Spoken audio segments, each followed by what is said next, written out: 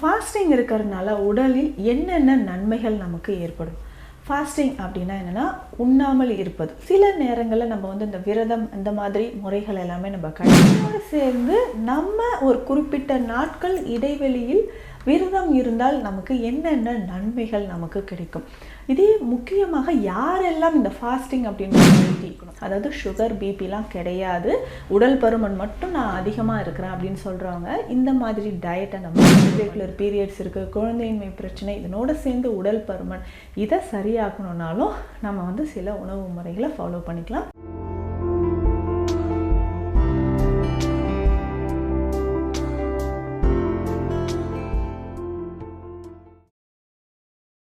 வரம் நேயர்களுக்கு வணக்கம். நான் டாக்டர் நித்யா, சித்தா ஃபிசிஷியன். நம்ம ஃபாஸ்டிங் இருக்கிறதுனால உடலில் என்னென்ன நன்மைகள் நமக்கு ஏற்படும்? ஃபாஸ்டிங் அப்படின்னா என்னென்னா உண்ணாமல் இருப்பது. சில நேரங்களில் நம்ம வந்து இந்த விரதம் இந்த மாதிரி முறைகள் எல்லாமே நம்ம கடைபிடிப்போம். இதனால தான் நம்ம முன்னோர்கள் இயற்கையாகவே இந்தந்த நாட்களில் நம்ம வந்து விரதம் இருந்தால் நல்லது. அந்த உணவு முறைகளில் ஃபாஸ்டிங் அப்படின்னு சொல்கிறதுலே நிறைய வேறுபாடுகள் வந்து சொல்லியிருந்தாங்க. ஸோ ஒரு பொழுது சாப்பிட்றது, இல்லை 2 பொழுது மட்டுமே நம்ம சாப்பிட்றது, ஒரு மாதத்தில் குறிப்பிட்ட நாட்கள் நம்ம வந்து சாப்பிடாமல் விரதம் இருந்தால் நமக்கு ரொம்ப நல்லது அப்படின்ற மாதிரியான விஷயங்கள் நமக்கு இருக்குது. இதனோடு சேர்ந்து நம்ம ஒரு குறிப்பிட்ட நாட்கள் இடைவெளியில் விரதம் இருந்தால் நமக்கு என்னென்ன நன்மைகள் நமக்கு கிடைக்கும். இதே முக்கியமாக யாரெல்லாம் இந்த ஃபாஸ்டிங் அப்படின்ற முறை இருக்கணும். இன்றைய காலகட்டத்தில் நிறைய பேர் இந்த ஃபாஸ்டிங்கில் வந்து நிறைய குழப்பங்கள் இருக்குன்னு சொல்லலாம். குழப்பங்கள் அப்படின்னு சொல்லும்போது ஃபாஸ்டிங்லனா எதுங்க கரெக்டான ஒரு ஃபாஸ்டிங் மெத்தட் என்ன, யாரெல்லாம் எந்த மாதிரி ஃபாஸ்டிங் எடுக்கலாம், இல்லை நம்ம விரதம் இருக்கும்போதோ உண்ணா நோன்பு இருக்கும்போதோ எடுக்கக்கூடிய உணவுகள் எதெல்லாம் சாப்பிடலாம், இதெல்லாம் சாப்பிடலாமா சாப்பிடக்கூடாதா அப்படின்ற மாதிரி நிறைய விஷயங்கள் இருக்குது. இதில் உடல் பருமன் அதிகமாக இருக்கிறவங்க தான் நிறைய ஃபாஸ்டிங் அப்படின்ற ஒரு முறையை நம்ம வந்து கையில் எடுக்கிறோம். அப்படி பார்க்கும்பொழுது ஒரு நாளைக்கு நம்ம வந்து ஒரு மெத்தட் ஃபாலோ பண்ணுறோன்னா தொடர்ந்து குறைந்தபட்சம் 2 மாதங்களாவது அந்த முறையை நம்ம வந்து ஃபாலோ பண்ணணும். ஏன்னா டெய்லி வந்து பார்த்தோம்னா காலையிலையும் நைட்டும் தான் சாப்பிடுவேன், 2 மீல்ஸ் பர் டே அப்படின்ற ஒரு விஷயம்னா குறைந்தபட்சம் 2 மாதங்களாவது ஃபாலோ பண்ணால் தான் நமக்கு அதனோட ரிசல்ட் அப்போ தான் தெரிய ஆரம்பிக்கும். ஸோ ஃபஸ்ட்டு நம்ம ஒரு ஃபாஸ்டிங் இருக்கிறோம், அதோட பலன் எப்போ தெரியும்? ஃபாஸ்டிங் அப்படின்னு சொல்கிற ஒரு விஷயம் இந்த ஒபிசிட்டி அப்படின்னு இருக்கவங்க தான் ரொம்ப நம்ம வந்து ஃபாலோ பண்ணுறோம். இதில் முக்கியமாக நான் இந்த ஒரு 10 டேஸாக நான் வந்து இதெல்லாம் விட்டுட்டேங்க. நான்வெஜ் சாப்பிட்றதில்ல, ஸ்வீட் சாப்பிட்றதில்ல, டீ காஃபி குடிக்கிறதில்ல, இந்த மாதிரியான விஷயங்கள் நிறைய பேர் இருப்போம். ஸோ அந்த மாதிரி இருக்கக்கூடிய சமயத்தில் ஒரு வாரம் 10 நாள் நிச்சயமாக உடலில் எந்த மாற்றமும் தெரிய போகிறதில்ல. குறைந்தது நம்ம உடலில் ஒரு சின்ன மாற்றம் நடக்கணும், பாசிட்டிவாக ஒரு சின்ன விஷயம் நடக்கணும், உடலில் இருக்கக்கூடிய டாக்ஸின்ஸ் ரிமூவ் ஆகிட்டு ஒரு ரிசல்ட் தெரியணும் அப்படின்னா 50லேருந்து 60 நாளாச்சும் ஆகிடும். இது வந்து உடல் பருமன் ஒரு 80 கிலோவுக்கு மேலே இருக்கீங்கன்னா நிச்சயமாக இத்தனை நாள் எடுத்துக்கும். ஏன் நான் சொல்கிறேன்னா, நிறைய பேர் என்கிட்ட கேட்குற விஷயம், மேம் நீங்கள் சொன்னீங்க இல்லையா நான் வந்து 15 டேஸாக டீ காஃபி கூட குடிக்கல, 15 டேஸாக நான் நான்வெஜ் சாப்பிடல அப்படின்னு சொன்னீங்கன்னா அதனோட மாற்றம் தெரிவதற்கே நமக்கு ஒரு 60 நாட்கள் கிட்ட ஆகிடும். அதே மாதிரி தான் நம்ம உணவு முறையில் ஒரு மாற்றம் நம்ம கொண்டு வரோம் அப்படின்னு சொல்லும்பொழுது ஒரு நாளைக்கு 2 வேளை நான் சாப்பிட்றேங்க, இல்லை காலையில் மட்டும் உணவு எடுக்கிறேன், இதோட நான் வந்து ஈவினிங் டைமில் நான் வந்து உணவு எடுக்கிறேன் அப்படின்ற ஒரு விஷயம் நம்ம ஃபாலோ பண்ணிகிட்ருக்குறோன்னா கொஞ்சம் கொஞ்சமாக அது உடலில் மாற்றம் தெரிவதற்கு கொஞ்சம் நேரமாகும். ஃபாஸ்டிங் இருக்கிறதுக்கான ஒரு விஷயம் நம்ம எடுக்கிறோன்னா நம்ம எந்தெந்த பிரச்சனைகளுக்காக ஃபாஸ்டிங் இருக்கலாம், இதை வந்து நம்ம எல்லாருமே கண்டிப்பாக தெரிஞ்சுக்க வேண்டிய ஒரு விஷயம். பொதுவாகவே நம்ம உடல் பருமன் அதிகமாக இருக்குன்னு வச்சுக்கோங்களேன், ஒரு 80 கிலோவுக்கு மேலே இருக்கீங்கன்னா கட்டாயம் நம்ம வந்து ஃபாஸ்டிங் அப்படின்ற ஒரு முறையை கையில் எடுக்கலாம். ஹார்மோன் இம்பேலன்ஸ் இருக்கா, ஃபாஸ்டிங் எடுக்கலாம். நம்ம வந்து டிப்ரெஷனில் இருக்கிறோமா, நிச்சயமாக ஃபாஸ்டிங்கில் இருக்கலாம். முக்கியமாக கல்லீரல் தொடர்பான பிரச்சனைகள் நமக்கு இருக்கும் பொழுது நமக்கு ஃபாஸ்டிங்கில் இருக்கலாம். அதே மாதிரி நமக்கு இர்ரெகுலர் பீரியட்ஸ், பெண்களை பொறுத்த வரைக்கும் இர்ரெகுலர் பீரியட்ஸ் இருக்குன்னா இந்த ஃபாஸ்டிங் இருக்குது. ஒவ்வொருத்தருக்கும் ஏற்ற ஃபாஸ்டிங் முறைகள் இருக்குது. நம்ம கிளினிக்கில் இந்த டயட் நம்ம சொல்லும்போது என்ன சொல்லுவோம்னா, நீங்கள் வேணால் இந்த ஃபாஸ்டிங் மெத்தடை ட்ரை பண்ணுங்கள். இந்த ஒபிசிட்டி, ஸோ உடல் பருமன் இருக்கிறவங்களுக்கு, கொலஸ்ட்ரால் லெவல் அதிகமாக இருக்கிறவங்களுக்கு, உடலில் டாக்ஸின்ஸ் நிறைய இருக்குது, மலச்சிக்கல் தொந்தரவு, இந்த மாதிரி பிரச்சனை இருக்கிறவங்களுக்கு நம்ம ஃபாஸ்டிங் இதெல்லாம் இருக்கலாம்னு சொல்லிட்டு டயட்டை நம்ம நோட் பண்ணி கொடுப்போம். ஸோ அந்த மாதிரி நம்ம வந்து கொஞ்சம் கொஞ்சமாக அந்த உணவு முறைகளை கட்டுப்படுத்தி ஃபாஸ்டிங்கில் இருக்கும்பொழுது நம்ம உடலில் நிறைய மாற்றங்கள், பாசிட்டிவான விஷயங்கள் நிறைய நமக்கு கிடைக்குதுன்னு சொல்லலாம்.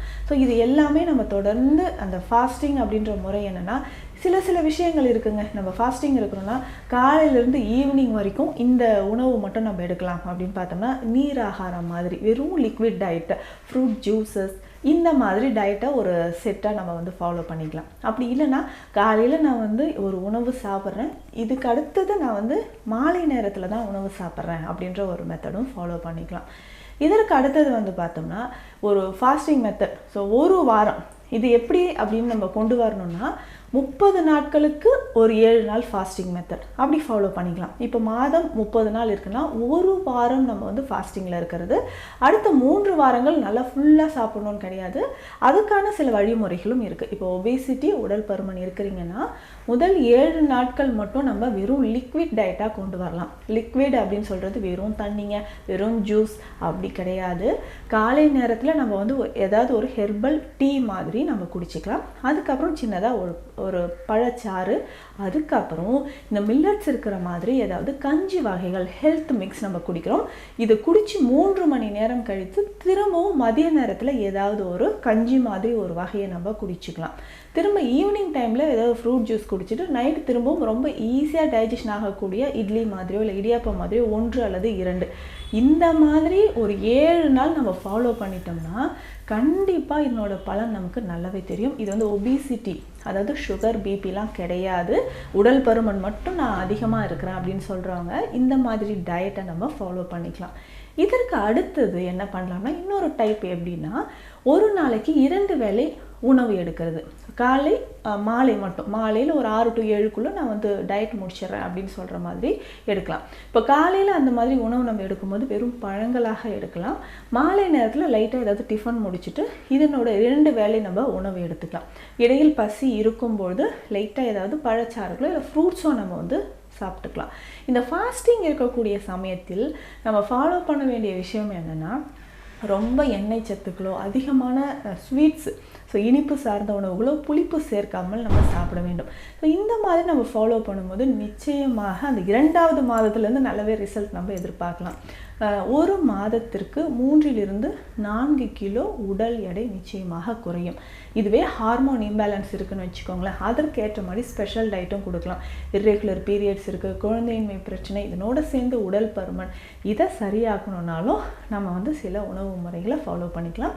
இதுக்கு பெஸ்ட்டாக நம்ம வந்து உடல் எடை குறையிறதுக்கும் அதே சமயம் ஃபாஸ்டிங் இருக்கும்போது நமக்கு சத்து வந்து ரொம்ப டயர்டாகாமல் ஸ்டாமினா இருக்கணும்னா இந்த வழிமுறையை ஃபாலோ பண்ணிக்கலாம். என்னென்னா, மோர் கொஞ்சம் எடுத்துக்கணும், மோரோட கற்றாழை சாறு நம்ம கொஞ்சம் எடுத்துக்கணும். ஸோ மோர், கற்றாழை சாறு, ஸோ இது 2மே நம்ம கலந்து எடுத்துக்கலாம். ஸோ காலையில் இதை குடிக்கும்போதே நம்ம உடலை எனர்ஜி லெவல் வந்து அப்படியே மெயின்டைன் ஆகும். அதற்கு அடுத்ததாக நம்ம வந்து பானகம் குடிக்கலாம். ஸோ பானகம் அப்படின்னு சொல்லும்போது இதில் கொஞ்சமாக நம்ம வந்து இந்த வெல்லம் சேர்த்துக்கலாம். ஸோ இனிப்பே சேர்க்கக்கூடாதுன்னு சொன்னீங்கன்னா கொஞ்சம் ஒரு சின்ன துண்டு அளவுக்கு கருப்பட்டி சேர்த்து இந்த பானகம் ரெடி பண்ணி ரொம்ப டயர்டாக இருக்குது அப்படின்னு ஃபீல் பண்ணும்போது நம்ம இதை குடிச்சிக்கலாம்.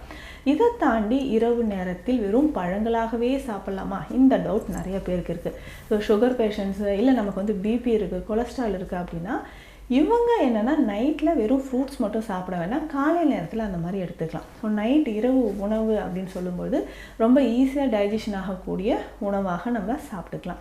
ஸோ இதை தாண்டி நம்ம ஃபாஸ்டிங் அப்படின்னு சொல்கிறதுக்கு நம்மளுடைய குடல் பகுதியை வந்து க்ளீன் பண்ணுறது, உடல் உறுப்புகளுக்கு ரெஸ்ட் கொடுக்கறது அப்படின்னு தான் அர்த்தம். அப்போ குடல் பகுதியை கிளென்ஸ் பண்ணும்போது இதற்கான சில மருந்துகளும் நம்ம வந்து எடுத்துக்கலாம். ஸோ இதுக்கு ஈஸியாக நம்ம வந்து குடல் பகுதியில் இருக்கக்கூடிய கழிவுகள் வெளியேறணும்னா இந்த ஃபாஸ்டிங் சமயத்தில் நம்மளோட ஸ்பெஷல் ப்ராடக்ட் நிறைய பதிவுகளையும் நம்ம சொல்லியிருக்கோம். ஹெர்பல் டீடாக்ஸ் டீயை நம்ம பயன்படுத்தலாம். ஹெர்பல் டீடாக்ஸ் டீயை பயன்படுத்தும்போது உடலில் இந்த ஃபாஸ்டிங் இருக்கக்கூடிய சமயத்தில், வெயிட் லாஸ் பண்ணக்கூடிய சமயத்தில் உடலில் இருக்கக்கூடிய கழிவுகள் மொத்தமாக நமக்கு வந்து வெளியேற ஆரம்பிக்கும்.